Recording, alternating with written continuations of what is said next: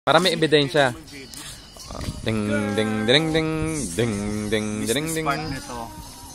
Anong business? Potential. But we're gonna have a business. Like what kind of business? Tourism through livelihood of Filipino people. To sucking motherfuckers' dicks. See? Don't say that. I'm going to upload Edit this that, on YouTube. Donnie, huh? No. Edit? No, hindi edit eh. Like, I'm not gonna talk right now because you're videotaping. Because I'm gonna give him classified information.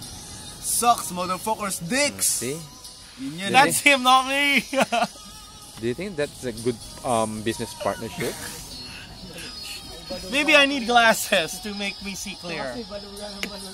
Mr. Yap, not yet.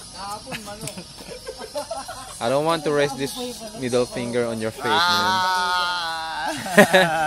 First, we're gonna set up a massage parlor. Yup. Sige. Talaga yun. Yung alam. Bakit daw tinatawag namin balugan sa kamalok si Edward? Sabi ko yun talaga palayo. Palayo niya yun. Palayo niya. Huwag kang makonsensya. Pag tinawag mo pa nga ng manok yun, parang lumalaki pa tenga eh. Tika ka. Gusto nun. Dapat pala binidyohan ko muna sila bago ano, no? Oh, girl.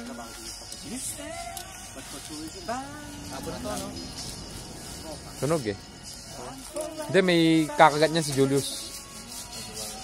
Kung yung manok nga na napulot natin, kinagat ni Julius eh. Tangina mo, pinalala mo. Si Mati pa nag-aalok nyo na. Artillero. Napulot kami ng manok. Para Mal, para ano, ma-expose ka sa YouTube. Tangina, camera conscious talaga ang puta. Hindi picture to, video to. Iba yung lightning effect niya, oh. Medyo yellowish. Wala ka bang phone sa Pilipinas na para makakita na pwede tayo